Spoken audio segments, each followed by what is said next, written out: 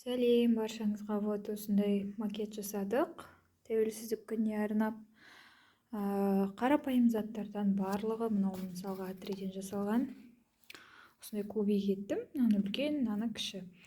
Мынаны как обычно жасай салдым. Вот и вот цветная бумага, вот мынау да сондай дөңгелек қылып қағаздарды орадым, сыртына цветная бумаганы істедім.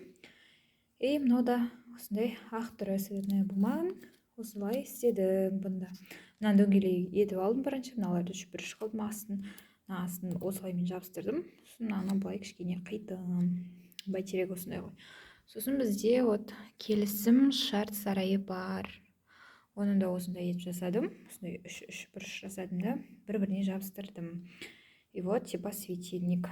Мінекей осындай. Сосын акварельмен осылай бояп тастадым көкке. Мынау А3-ді мұжырып бүйтіп астына жабыстырып салдым. Сосын осылай жасылмен, сарымен, қызылмен боядым, типа гүл. Сосын міне осындай көк цветная бумагаға Қазақстанның осы жерін салып алдым. Үлкен етіп, осындай етіп, сосын қидым оны.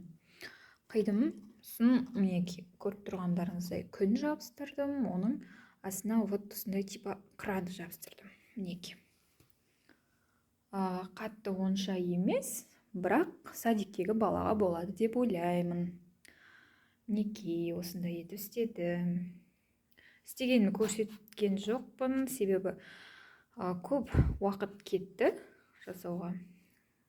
Түсіруге қолым тимеді, бірақ сіздерге барынша түсіндіріп жатырмын. Мінекей осылай өте оңай.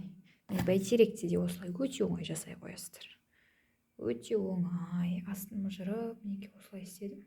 Оларды осылай боядым. Ақорда, бәйтерек, қазақтың жері, келісім шарт. Вот осындай көрме болады. Өте әдемі.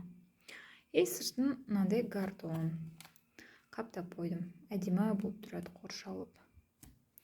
Мынау типа гүл. Бұны қазір жабыстырып тастауым керек. Мінекей осындай. Если идея таппай жатсаңыздар, оңай болған қаласаңыздар, осылай жасаңыздар. Мінекей өте жақсы.